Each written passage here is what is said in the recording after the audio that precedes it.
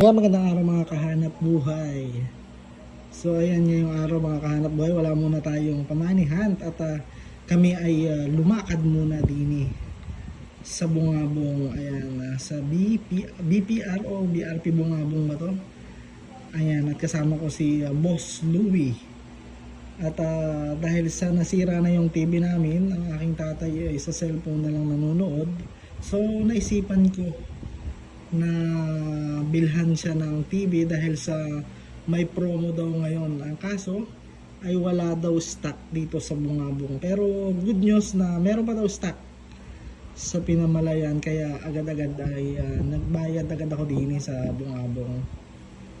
At ang sabi ko na lang kay kuya ay pipick upin ko na lang sa Pinamalayan. At ayan, sinamahan ako ng aking bianan papunta sa Pinamalayan. Dala-dala namin yung kanilang van. At ayan, at nandito na kami sa bandang Sumagi. At ayan, at medyo lamutak. At shoutout po sa gumagawa dyan sa Sumagi. Sana ay mapabilis na po yung paggawa dyan. Kasi po kawawa naman yung mga sasakyan na kahit bagong car wash ay madumi agad.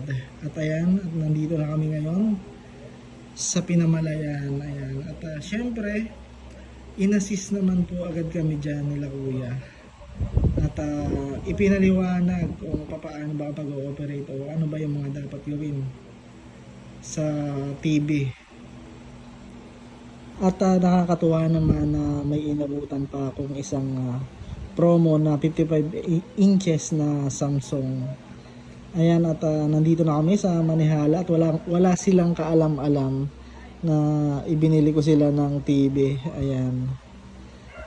At syempre, nagulat ang aking tatay dyan.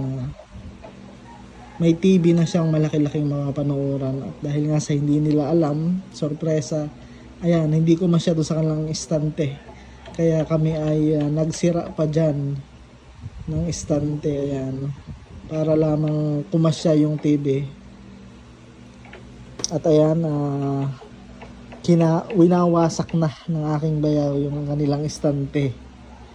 At syempre dahil sa hindi tayo marunong dyan, ayan, sinama ko ang aking mahal na asawa dyan para i-operate niya yung TV at ituro dun sa mga tao dun. Salamat mga kahanap buhay.